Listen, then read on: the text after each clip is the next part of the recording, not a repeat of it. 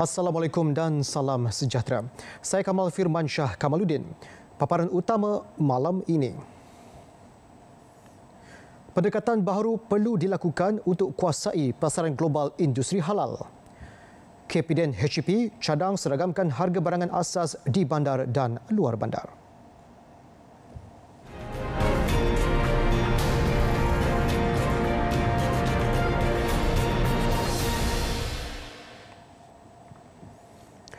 Rang Undang-Undang RUU Perbekalan Kurungan Penguntukan Semula Peruntukan Perbelanjaan diluluskan. Bagaimanapun, RUU berkenaan terpaksa melalui proses undi belah bahagi. Ekoran terdapat lebih 15 ahli parlimen terutama Blok Pembangkang yang meminta proses undian berkenaan dijalankan. Yang berhormat, keputusan undian adalah seperti berikut. Yang bersetuju 111, yang tidak bersetuju 106 dan tidak hadir ialah 5. Oleh itu, rang undang-undang tersebut dipersetujukan. 111 tak ada majoriti. Alhamdulillah. Rang undang-undang RUU berkenaan bagi memperuntukkan perbelanjaan tambahan sebanyak 7.184 bilion ringgit berikutan penyusunan semula beberapa kementerian, penubuhan beberapa kementerian baharu dan pembubaran satu kementerian selaras dengan pembentukan kabinet baharu pada 10 Mac lepas.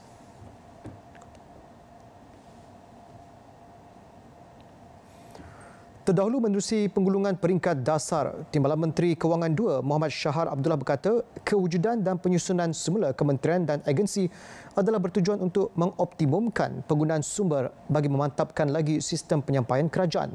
Langkah berkenaan juga dapat memastikan pertindihan fungsi antara kementerian dapat dikurangkan. Pewujudan kementerian baru seperti Kementerian Perpaduan Negara, Kementerian Alam Sekitar dan Air serta pewujudan semula Kementerian Pengajian Tinggi adalah bertujuan memperkemaskan jentera perkhidmatan kerajaan bagi memberi fokus yang lebih jelas terhadap permasalahan serta isu-isu yang berbangkit. Penyusunan semula kementerian ini, kementerian-kementerian akan berfungsi dengan lebih baik dan peruntukan dapat dibelanjakan dengan efektif. Katanya lagi, kerajaan juga sentiasa komited untuk memastikan rakyat dapat perkhidmatan terbaik. Berhubung mewujudkan semula Kementerian Pengajian Tinggi, beliau menjelaskan kerajaan berpandangan ia perlu diasingkan dengan Kementerian Pendidikan bagi memperkasakan sistem pendidikan negara.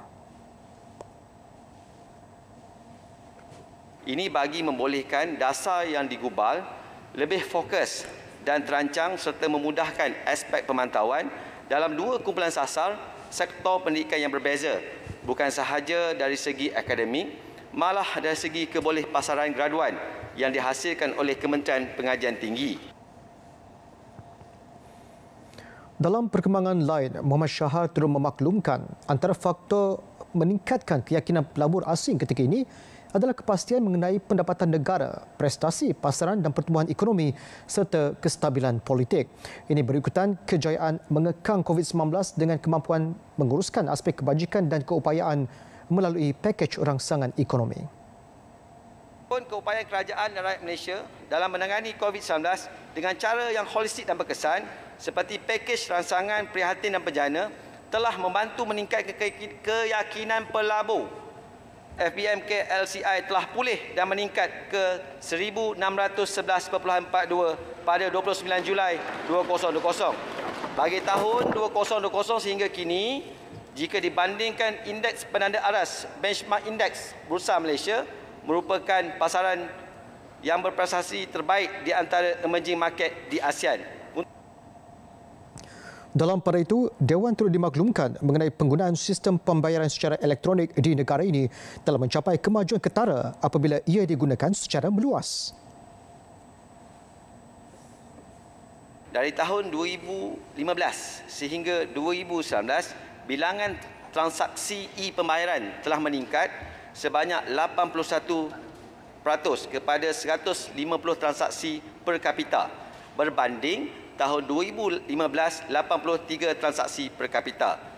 Dalam tempoh yang sama, peratus rakyat Malaysia yang menggunakan perbankan internet juga telah meningkat 2 kali ganda kepada 51% berbanding 2015 sebanyak 27%. Di samping itu, ramai juga peniaga Tuan Dipertua telah menerima e-pembayaran melalui pos terminal kad pembayaran sebanyak 669,000 dan lebih 288 pendaftaran kod pembayaran QR dicantikkan setakat akhir tahun 2019 berbanding tahun 2019 hanya 278,000 terminal kad pembayaran.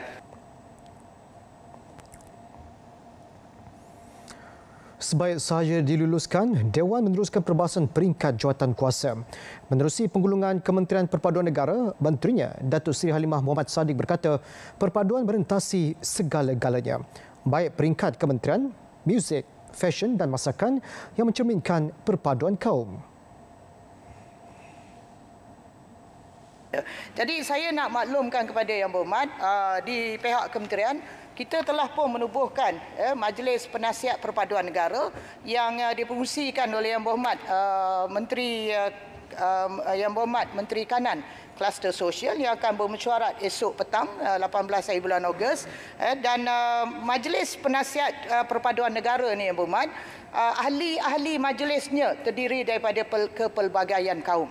Ada wakil masyarakat Siam, ada wakil masyarakat Iban, ada wakil masyarakat orang asli dan lain-lain. Jadi majlis penasihat ini tugasnya ialah untuk menjadi penasihat kepada kerajaan termasuk dalam penyediaan dasar perpaduan negara yang sedang dirancang pada masa kini. Dan selain daripada itu Datuk Bungsi, kita juga wujudkan jawatan kuasa pelaksana negara. Ini menjawab kepada persoalan yang dibangkitkan Tampin sekali. Dan jawatan kuasa pelaksanaan perpaduan negara saya yang fungsikan. Dan ahli-ahli kepada jawatan kuasa pelaksana perpaduan negara ini adalah Yang Berhormat ahli-ahli Exco perpaduan di semua negeri.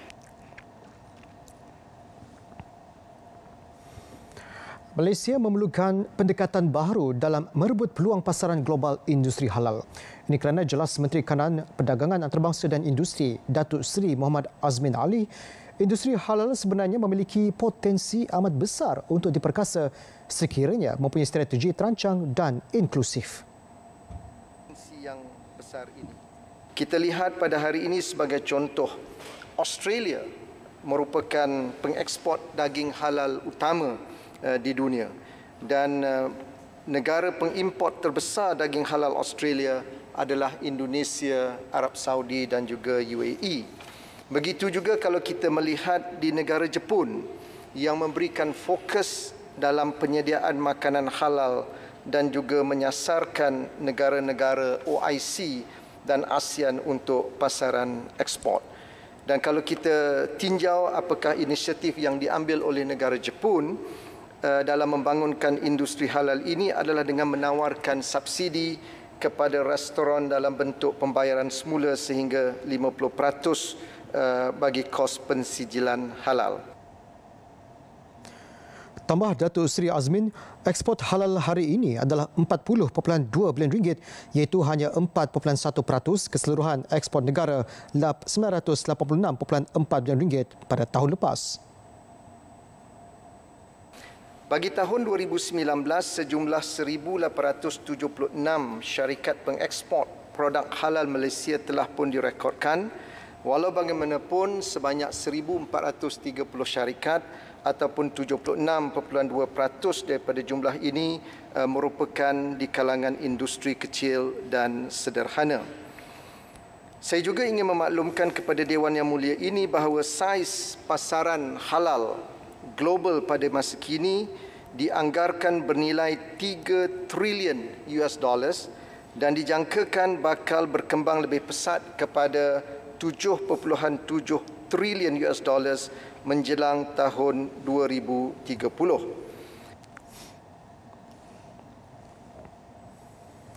Dalam pada itu, Dewan kecoh dan tegang seketika apabila beberapa ahli Dewan, terutama pembangkang, tidak berpuas hati dengan jawapan penggulungan perbahasan RUU Perbekalan kurungan penguntukan semula peruntukan perbelanjaan. Situasi itu timbul berikutan masa yang terhad, menyukarkan Timbalan Menteri Kewangan untuk menjawab segala perkara berbangkit. market saja. Tuan Share Yang market Bertuah. orang jual beli. Ianya bukan Yang Berhormat, merupakan keadaan salam. ekonomi. Ya Shah Alam sibuk Raja untuk Kota Raja buat apa? Shah Alam duduk je. Alright. Tolong. Tolong. Yang Berhormat Menteri. Saya highlight Yang Berhormat mempunyai pengalaman sebagai ahli politik dalam Dewan Rakyat dan Dewan Yang Mulia ini. Tak bangun lagi. Apa ni Yang Berhormat? Bagilah saya peluang berucap. Tak pasal tuan Yang Berhormat beri tak kita terlibat peluang. langsung pun dalam perbahasan undang-undang. Yang Berhormat Shah Alam, tolong. Yang Berhormat Timbalan Menteri, tolong akhirkan pengulungan. Kita nak saya nak ni. Saya nak selesaikan. Ya. Beginilah Yang Berhormat. Ya. Tuan Yang Bertuah, apa sahaja yang dibangkitkan oleh ahli-ahli Yang Berhormat, saya mengambil perhatian Yang Berhormat. Telah dijawab tadi. Sebenarnya itu Situasi itu berlarutan beberapa minit sehingga ditenangkan oleh speaker setelah melihat ahli parlimen pembangkang terus mencetuskan kekecohan. Boleh tak kita ada sedikit tata tertib? Hari ini rang undang-undang ni amat penting. Lepas ni jawatan kuasa lagi kita akan sampai sehingga lewat malam ni. Jadi kita pun masa tak ada. Tolong akhirkan perbahasan Yang Berhormat Menteri. Tuan Yang Bertuah, terima kasih Tuan Yang Bertuah, terima kasih ahli-ahli Yang Berhormat. Bagi perkara-perkara yang tidak sempat dijawab, insya-Allah saya akan mukakan. Baiklah, perbahasan basis salah yang lantang dan tegas ketika peringkat jawatan kuasa bagi Kementerian Sains, Teknologi dan Inovasi menarik perhatian ahli Dewan yang lain. Beliau mahu peruntukan besar diberi kepada kementerian berkenaan berhubung penciptaan inovasi. Kita cakap politik. Kita bercakap soal ini rakyat Malaysia, negara Malaysia. Kita kena ikhlas bercakap.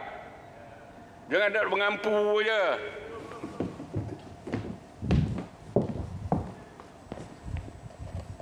Memangnya kalau dari segi politik tak seharusnya saya cakap begini. Betul tak? But I'm not politicking. I'm fighting for the country, for the people. Betul tak?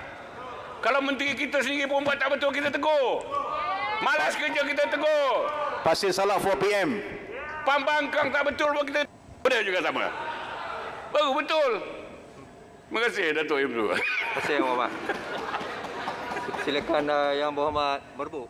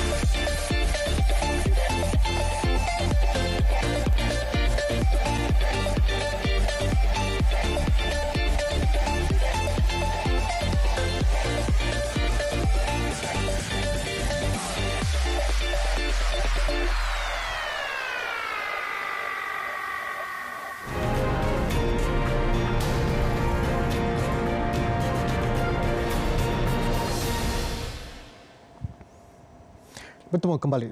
Kementerian Perdagangan Dalam Negeri dan Hal Ehwal Pengguna KPDN HEP bercadang untuk menyeragamkan harga barangan asas di bandar dan luar bandar. Timbalan Menterinya, Datuk Rosal Wahid menjelaskan ia antara usaha menangani isu kos sara hidup rakyat.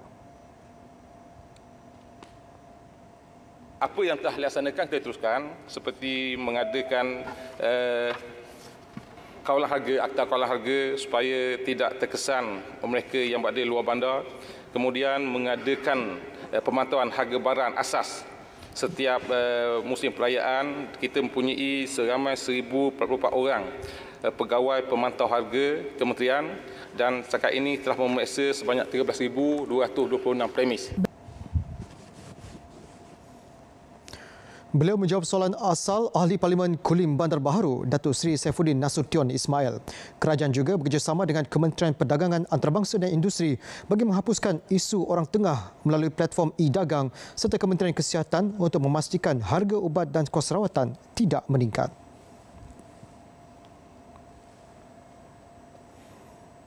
Sementara itu, tiada syarikat jualan langsung diarah tutup sejak 2017 sehingga kini. Ini membuktikan syarikat berkenaan telah mematuhi etika dan tata cara jualan langsung. Kuliah ini mengeluarkan buku kod etika dan tata cara jualan langsung dengan kerjasama MDDA dan DSEM, Direct Selling Association of Malaysia. Jadi antara itu kita berharap bagi mereka yang ingin memulakan direct selling ini, di sampinglah keadaan ekonomi kita yang semakin tidak menentu, ramai yang telah dikenakan buang kerja, rentasi dan sebagainya, jadi direct selling adalah satu tumpuan pada mereka untuk menambah ataupun memperbarui pendapatan. Datuk Rosul menjawab pertanyaan ahli Parlimen Labis Pang Hock Leong. Pada 2012, 5 syarikat dibatalkan lesen, manakala pada 2013 dan 2014 masing-masing 3 syarikat. Pada 2015 pula 1 syarikat, manakala pada 2016 4 syarikat dibatalkan lesen. Jenayah e-dagang menunjukkan peningkatan ketika tempoh pelaksanaan Perintah Kawalan Pergerakan PKP bermula 18 Mac lalu. Sehingga 4 Ogos lalu, 2,500 kes direkodkan melibatkan kerugian 17 juta ringgit. Jelas Timbalan Menteri Dalam Negeri Datuk Seri Dr. Ismail Mohamad Said, antara sindiket lain yang turut berlaku ialah pinjaman tidak wujud, Macau Scam, Love Scam dan tipu SMS.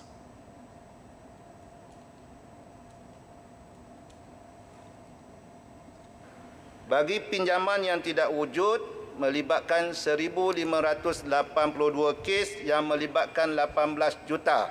Bagi Macau Scam 1,001 kes yang melibatkan 50 juta. Yang keempat Love Scam yang melibatkan 481 kes melibatkan kerugian 18 juta. Dan tipu SMS 91 kes melibatkan 800,000.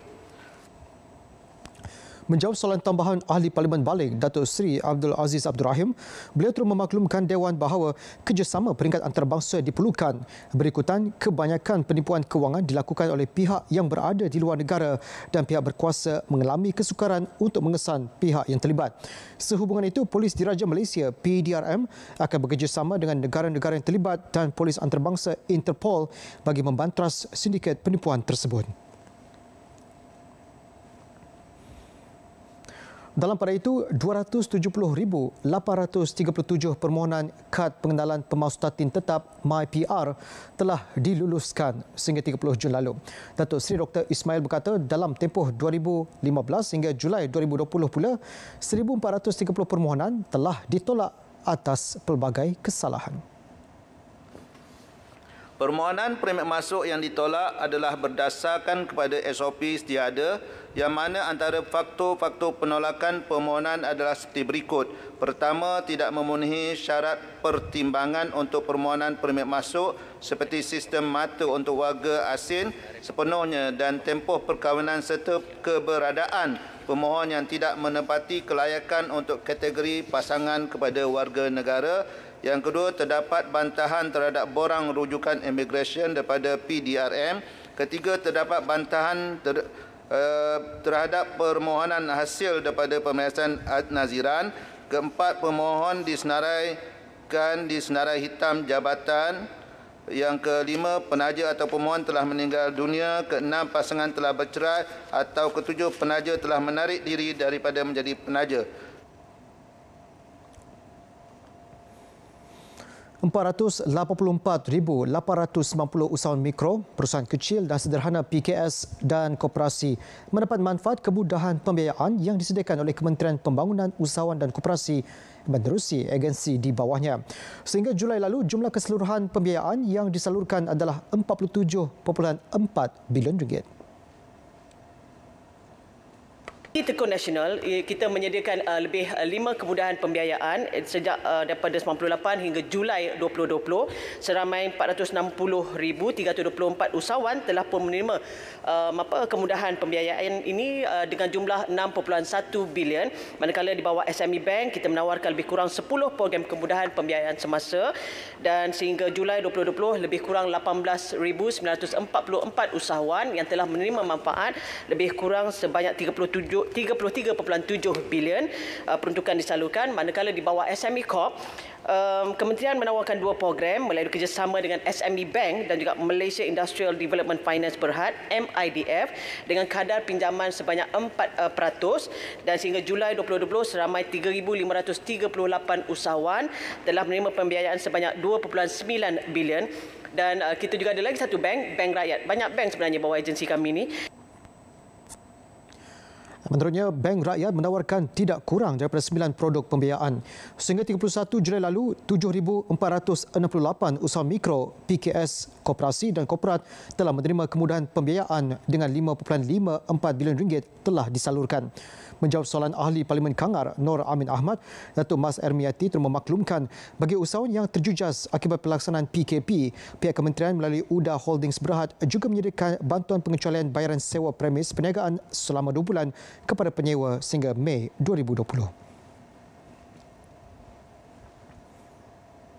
Kementerian Belia dan Sukan merancang program penerapan elemen kenegaraan dan jati diri serta patriotisme kepada belia.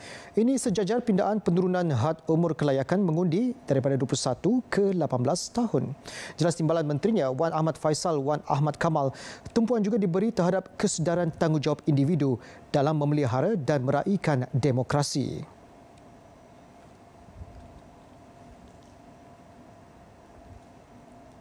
Kementerian juga telah mewujudkan jawatankuasa khas bersama agensi-agensi lain seperti Kementerian Pendidikan Malaysia, Kementerian Pengajian Tinggi, Kementerian Perpaduan Negara, Kementerian Komunikasi dan Multimedia dan Akademi Pilihan Raya untuk menyelaraskan program-program peningkatan kadar literasi politik di kalangan anak muda. Menjawab pertanyaan Ahli Parlimen Muar, Syed Saddiq Syed Abdul Rahman. Program itu menyasarkan pelajar sekolah berumur 15 hingga 17 tahun, pelajar pra-universiti dan institut pengajian tinggi berusia 18 tahun ke atas, pelajar universiti luar negara tajuan Jabatan Perkhidmatan Awam JPA, serta pelajar pendidikan teknikal dan latihan vokasional TVET serta pejabat awam berumur 30 tahun dan ke bawah.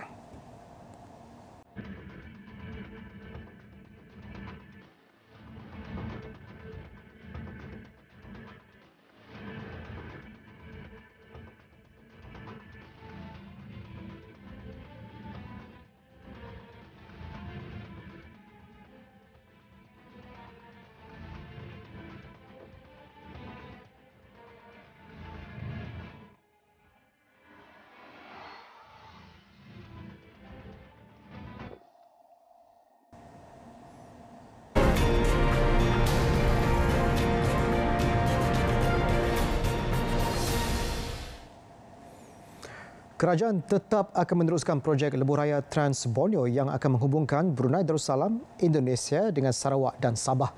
Bagaimanapun, kerajaan pada masa ini hanya menumpukan kepada penyiapan lebuh raya Pan Borneo dan Sarawak Sabah Link Road fasa 1 terlebih dahulu. Untuk makluman dari Yang Berhormat, kerajaan akan tetap meneruskan projek Sarawak Sabah Link Road. Ini soalan berkenaan SSLR. Sabah Sarawak Link Road yang dilaksanakan secara berfasa, iaitu fasa 1 dari Lawas ke Kampung Pa Berunut dan fasa 2 dari Kampung Pa Berunut ke Long Lama. Setakat ini surat niat ataupun LOI telah dikeluarkan kepada kontraktor pada 7 Julai 2020, manakala SST akan dikeluarkan apabila kontraktor memenuhi syarat-syarat yang ditetapkan dalam dokumen tender. Sehingga Jun lalu, fasa 1 projek lebuh raya Pan Borneo Sabah telah siap 32% bagi 11 pakej, manakala 3 pakej kerja baharu dan 1 pakej kerja melibatkan laluan dari Tawau ke Semporna yang telah ditamatkan kontrak kini sedang ditender dan dijangka dimuktamadkan pada tahun ini. Datuk Aiden menjawab pertanyaan Ahli Parlimen Kimanis, Datuk Muhammad Alamin.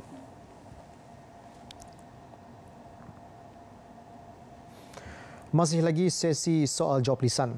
Dewan dimaklumkan 44.6 juta ringgit telah diperuntukkan untuk pembinaan jalan perhubungan desa JPD di Sarawak bagi tahun ini. Daripada jumlah itu, 3.25 juta ringgit disalurkan kepada Parlimen Bintulu untuk 9 projek berkenaan.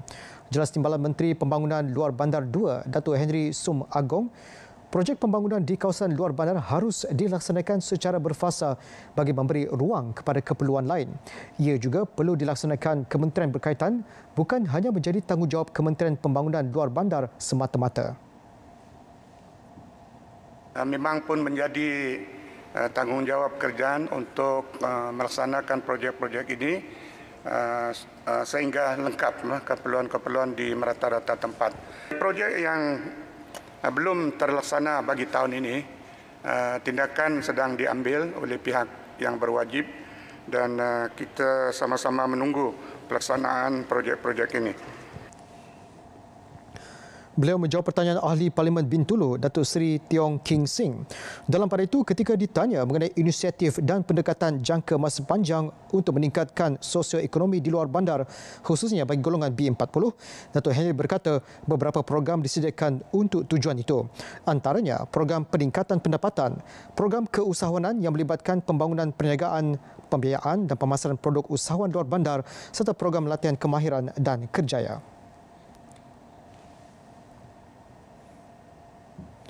Kementerian Alam Sekitar dan Air dalam proses perancangan untuk membuat permohonan projek takungan air pinggir sungai TAPS. Timbalan Menterinya Ahmad Masrizal Mohamad ketika memaklumkan ke pengetahuan Sidang Dewan Rakyat memaklumkan TAPS dijangka dibina di sepanjang sungai yang beroperasi di seluruh negara bagi meningkatkan keupayaan takungan air. Inisiatif itu bagi memastikan bekalan air mencukupi untuk menghadapi cuaca panas dan kering. Takungan air pinggir sungai atau TAPS ini berfungsi untuk menyimpan air sebagai satu sumber alternatif. Ini yang dikatakan untuk penggantian kepada sumber air bawah tanah. Selain bergantung pada sumber takungan air empangan, sumber air daripada TAPS ini juga boleh digunakan sekiranya berlaku musim panas dan kemarau. Dan ia telah pun dibuktikan di negeri Selangor. Dan saya kira ini adalah salah satu daripada model ataupun satu daripada usaha yang terbaik yang mungkin kita akan gunakan pada masa-masa akan datang, insya-Allah. Beliau menjawab soalan tambahan Ahli Parlimen Sikh Ahmad Tarmizi Sulaiman. Dalam pada itu, Ahmad Masrizal berkata pihaknya telah membuat persiapan rapi bagi menghadapi musim kemarau dan panas yang dijangka akan menjejaskan sumber air negara. Antaranya, memantau paras semua sungai dan empangan dan mengaktifkan segera pelan kontingensi bekalan air sekiranya keadaan paras sungai dan empangan menyusut kepada paras kritikal.